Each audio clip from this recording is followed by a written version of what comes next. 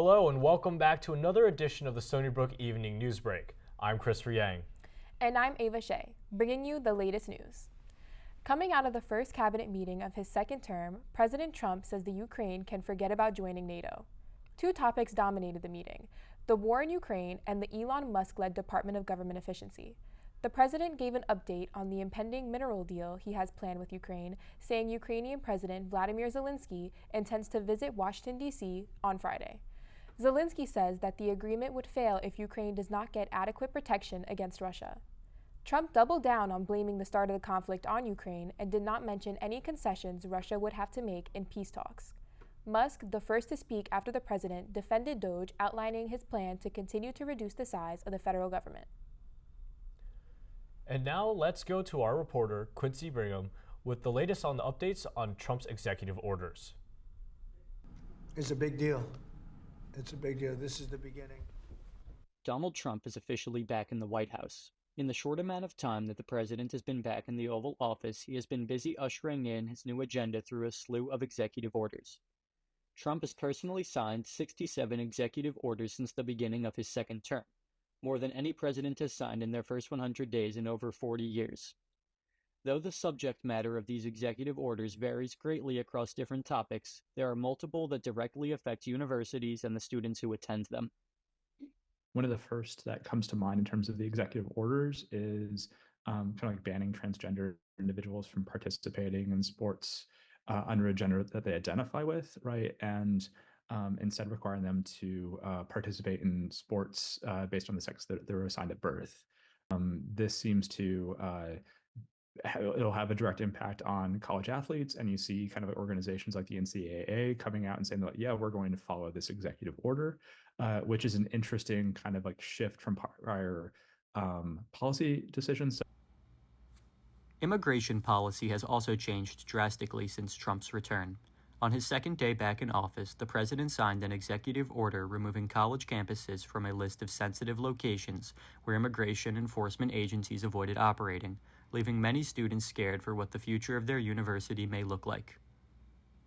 Colleges and universities like to protect their students and their faculty, and so if a university has undocumented students on their campus, a lot of them try to protect those students from the sort of immigration enforcement. But the government now is saying if you shield immigrants, if you shield immigration enforcement, if you don't let them do their job on campus, we will take federal money away. So that's also going to impact obviously a lot of students around the country, right? Even if this refers to students who are in the country under DACA, right? They came here as young children, brought here by their parents, right? They've lived in America practically their whole lives, but now the government can say to the universities, we're not going to, if you shield these students, we're going to take all your federal money away. So that's going to be a huge issue. Changes such as these, along with substantial cutbacks on federal grants and the elimination of DEI programs, have left many universities in a state of panic and uncertainty about the future as the second Trump administration continues to take shape. Now back to Christopher Yang with an exclusive interview with Olga Kostanova on the Ukraine-America mineral deal. Hello everyone. In the studio today we have Olga Kostanova, fellow at Foreign Policy Research Institute and a PhD candidate at the Political Science Department at Stony Brook University, who has worked as a journalist in Russia. How are you doing today? I'm doing well. How are you? I've been doing okay. So, first question. Trump and Zelensky have been feuding for the past few weeks, with Trump calling him a dictator and Zelensky saying that Trump lives in a disinformation space, creating tension between America and Ukraine. Last week, U.S. officials met with Russian counterparts to negotiate an end-of-war agreement without Ukraine having a seat. So what has happened within the last few hours to make this deal between Ukraine and America happen? Well, several things I think have been happening behind the scenes. So one thing I think that is important to understand is that this is Trump-style negotiation. So at first he delivers something that no one can take, but everyone is shocked. So he can walk back and then the deal is acceptable. So this is what happened with Ukraine. So the shocking part was that Ukraine owes $500 billion to the US for all the military aid that has been delivered to it. But now it has been sort of walked back and become more acceptable to Ukraine. There is a lot of details that we still don't know, but I think on balance, Ukraine finds the current package more or less acceptable. The details probably will surface a bit later. Right. So speaking of the new president, he has shown a completely different stance compared to President Biden. How is this going to affect American-Ukrainian and American-Russian relationships in the future? Well, I think one important thing that has changed is that it's actually a 180 turn on the foreign policy in the United States. And a lot of foreign policy professionals were really surprised by this turn of events. I think it benefits Russia for sure, but not probably in the grand way as it's often reported in the media.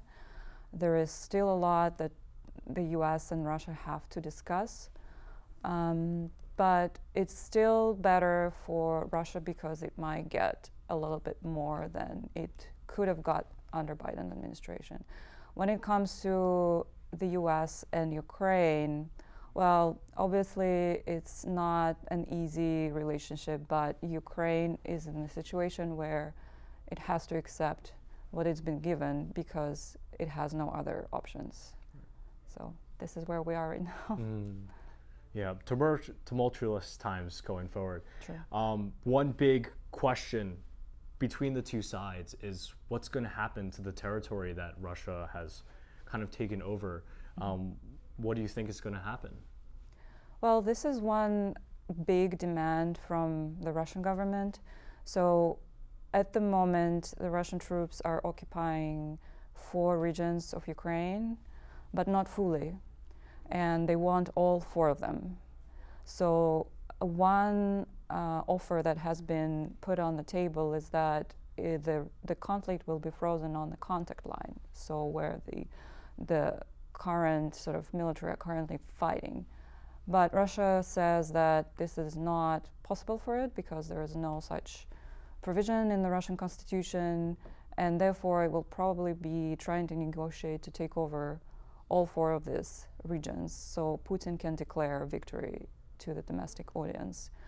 What the US is going to do, I don't know. I think this is something that the Trump administration will have to discuss with the Russians. Right. Very cloudy future going forward. So just final question then is, hopefully, do you think that Russia and Ukraine are able to finally settle this and move forward with peace?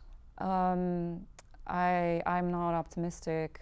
I think the ceasefire is going to be achieved because at least at this point, both sides realize that the killings have to stop, and it's not feasible for either country, and more so for Ukraine, and also for Europe, and maybe the United States. So the deal will be done. We don't know the shape of it. But in terms of the Ukraine-Russia relationship, I think it's ruined for generations, probably. So we will not see anything positive there, maybe for at least until Putin is gone. And then reconciliation, maybe, if the Ukrainian people are willing to even consider that after what Russia has done. Right. Hopefully peace will be attained. Thank you so much, Olga, for the interview. Thank you for having me. And back to you, Ava, at the desk. Amid a legal battle with the Associated Press news agency, the White House will now decide which journalists will be granted access to the President Trump's events. White House officials will now determine who attends said events in places like the Oval Office. But more importantly, they now choose who can ask the president questions. The White House Correspondents Association, which the responsibility previously fell on, said the chance tears at the independence of the free press. While the Trump administration claimed that the D.C.-based journalists had a monopoly on the press access to the White House, earlier this week, a U.S. judge refused to order the White House to restore the WHCA, but next month a more extensive hearing about the dispute will be held. And now let's go to Thomas Pardo with our sports update. Thank you, Chris. It has been an exciting week of sports so far. On Tuesday night, the New York Islanders faced off against their in-state rivals, the New York Rangers, at UBS Arena. It was a close game early as both teams scored within the first 9 minutes of action, with defenseman Urho Vakanainen scoring for the Rangers and defenseman Alexander Romanov scoring for the Islanders. However, the game would flip as Johnny Brodzinski scored 2 goals later in the first period to give the Rangers a 3-1 lead. In the second period, 2 more goals would help their lead grow to 5-1, which would be the final score. The loss of the Islanders continues a stretch of struggles as they drop their 4th consecutive game. The Islanders will look to bounce back on Thursday night as they will head to the TD Garden in Boston and battle the Bruins. The Rangers will be back in action on Friday night at home at Madison Square Garden in the game against the Toronto Maple Leafs. Diana Taurasi, the WNBA's all-time leading scorer, announced her retirement from basketball on Tuesday. Taurasi had a decorated career in college and professionally, winning multiple championships, including 3 national titles with the UConn Huskies. During her 20-year career in the league, all with the Phoenix Mercury, she cemented herself as one of the best players in league history.